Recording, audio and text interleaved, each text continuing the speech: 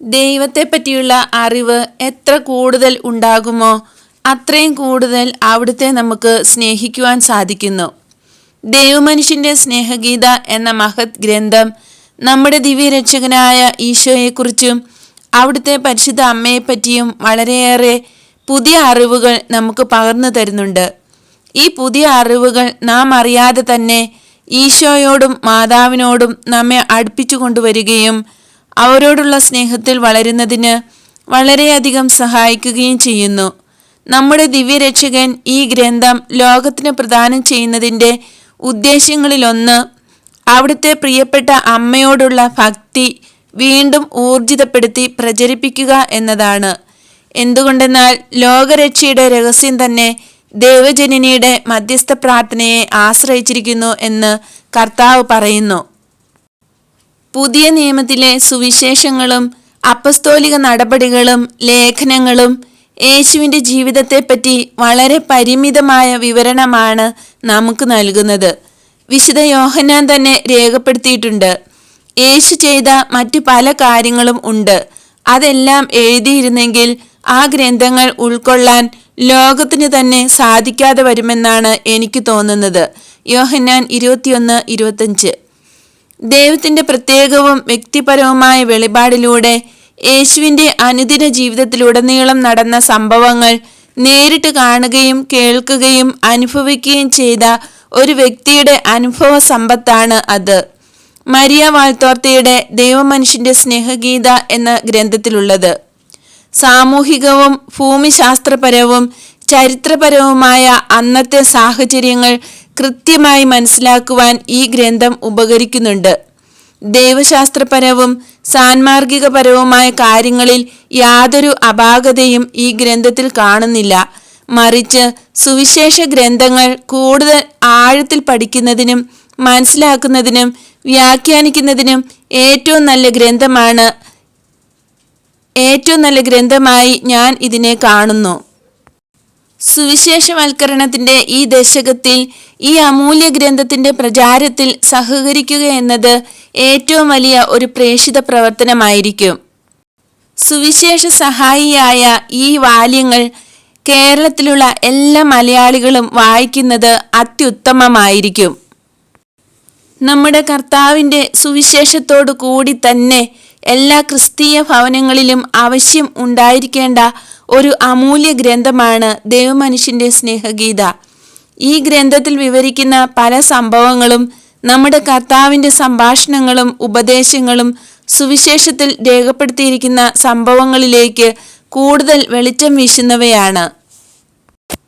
നമ്മുടെ കർത്താവിനെയും പരിശുദ്ധ മാതാവിനെയും പൂർണ്ണമായി കണ്ടെത്തുവാൻ സാധിക്കുന്നതിന് ഇതുവരെ എഴുതപ്പെട്ടിട്ടുള്ള ഏറ്റവും ഉത്തമമായ ഗ്രന്ഥമാണ് ദൈവമനുഷ്യൻ്റെ സ്നേഹഗീത.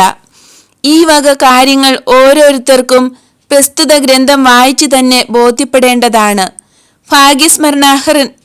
ഭാഗ്യസ്മരണാർഹനും പണ്ഡിതനുമായ 12-ാം പിയൂസ് മാർപ്പാപ്പ 5500 പേജ് വരുന്ന ഇതിൻ്റെ മൂലഗ്രന്ഥം ഇറ്റാലിയൻ ഭാഷയിൽ വായിച്ചതിന് ശേഷം പറഞ്ഞത്, മഹത്തായ ഈ ഗ്രന്ഥത്തെപ്പറ്റി എങ്ങനെ ഞാൻ അഭിപ്രായം പറയും?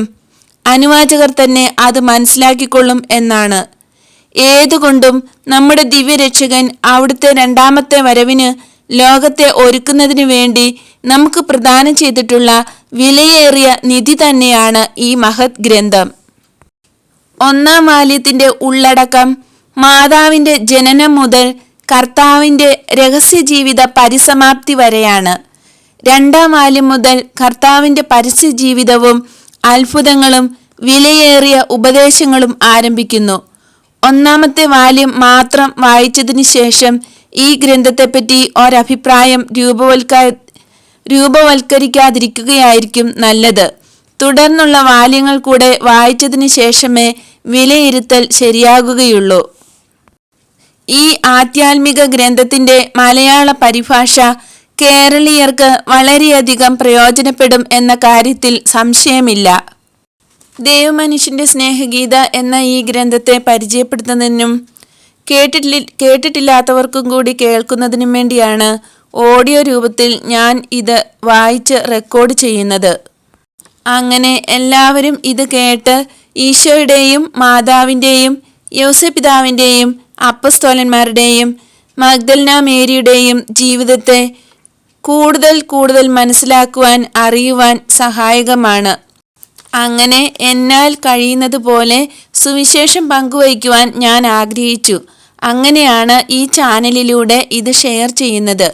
ധാരാളം വചനപ്രഘോഷകരും വൈദികരും സമർപ്പിതരും ആത്മായ പ്രേക്ഷിതരും ഇത് വായിച്ച് ഇതിൽ നിന്ന് ചൈതന്യം സ്വീകരിച്ച് ഉണർവുള്ളവരായിട്ടുണ്ട്. പരിശുദ്ധ കന്യകാമറിയത്തെക്കുറിച്ചും ഈശോയെക്കുറിച്ചും മഗ്ദലന മേരിയെക്കുറിച്ചും ധാരാളം തെറ്റായ വിവരണങ്ങൾ പ്രചരിപ്പിച്ചിട്ടുണ്ട്. തെറ്റായ പുസ്തകങ്ങൾ പ്രസിദ്ധീകരിച്ചിട്ടുണ്ട്. അതിനെല്ലാം ഉള്ള ഉത്തരമാണ് ഈ ഗ്രന്ഥം. സത്യസന്ധമായ വിവരണമാണ് ഇതിലുള്ളത്. കഴിഞ്ഞ 2024 ഡിസംബർ പകുതിയായപ്പോൾ ഈ ചാനലിൽ വീഡിയോകൾ അപ്ലോഡ് ചെയ്യാൻ തുടങ്ങി. 24-ാം തീയതി ക്രിസ്തുമസ് ആയപ്പോൾ 8-ാം അധ്യായം വരെ എത്തിയിരുന്നു. അതിനുശേഷം ക്രിസ്മസ് ദിനത്തിൽ 27-ാം അധ്യായം മുതൽ 35-ാം അധ്യായം വരെ വീഡിയോ അപ്ലോഡ് ചെയ്തു. അധ്യായം 27 ജനസംഖ്യ എടുക്കാനുള്ള രാജശാസനം. അധ്യായം 28 ബെത്ലഹേമിലേക്കുള്ള യാത്ര. അധ്യായം 29 നമ്മുടെ കർത്താവായ ഈശോയുടെ ജനനം.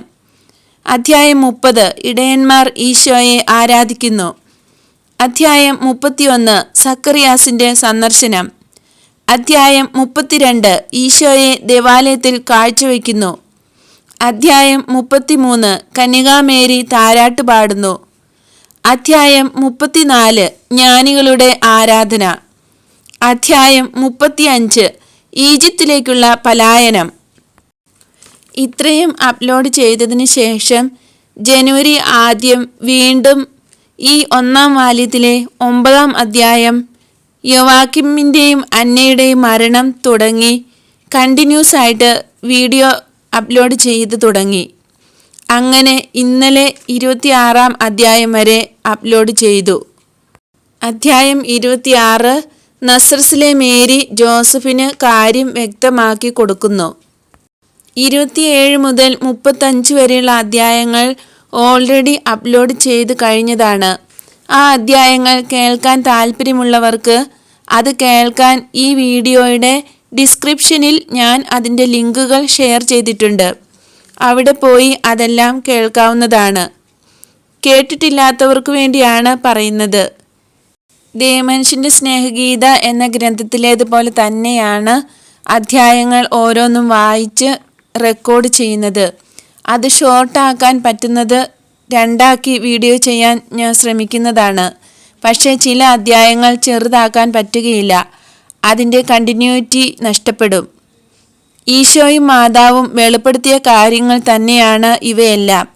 ഇത് മനസ്സിലാക്കുന്നതിലൂടെ സുവിശേഷം വായിക്കുമ്പോൾ നമുക്ക് കൂടുതൽ കാര്യങ്ങൾ ഗ്രഹിക്കാൻ സാധിക്കും. എല്ലാവരെയും ദൈവം സമൃദ്ധമായി അനുഗ്രഹിക്കട്ടെ എന്ന് പ്രാർത്ഥിക്കുന്നു. എല്ലാവർക്കും നന്ദി. യേശുവിൻ്റെ കൃപയും സമാധാനവും.